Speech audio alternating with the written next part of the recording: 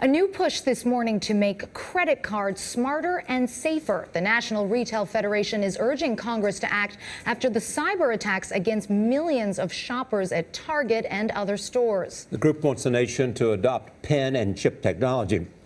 It is already a fixture in Europe. CBS News contributor and analyst Melody Hobson is in Chicago. Melody, good morning. Good morning. So where does the United States stand in terms of card security? We are way behind the rest of the world. If the rest of the world is using iPods, we're on 8-track tapes. That's how far behind we are, which is really surprising because we have such a massive usage of credit cards in this country, and yet we are easily penetrated. And so it's really quite surprising that we'd be this far behind. Melody, I just wanted to take a moment because I live in the United Kingdom, so I have one of these chip cards here. You can see what they look like. We've blacked out the number so that no one can steal my identity here. But tell me, what is the lag? Why is the U.S. taking so long to get on board here?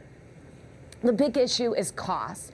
So this is not about us all getting new credit cards where we traditionally have the card that has the magnetic strip on the back. We know that because a lot of times it doesn't work, that has all of our information in it, and then all of the information on the front of the card. We know that.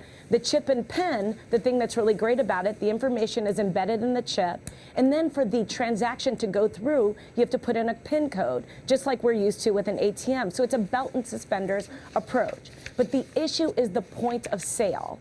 That hardware has to all be changed in the U.S.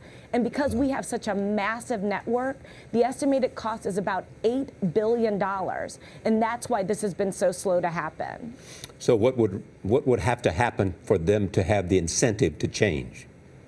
Well, one of the things that one of the credit card companies is doing, MasterCard, they're saying if there's fraud, if the terminal, the point of sale, doesn't allow both the traditional card that we have in America, as well as the cards that many people have outside of the world, outside of our country with the chip and PIN, if it does not accommodate both, we're going to actually have the liability be to the terminal. We're not going to accept the liability. That's an interesting approach to try to move this forward and get the point of sale companies to change the hardware.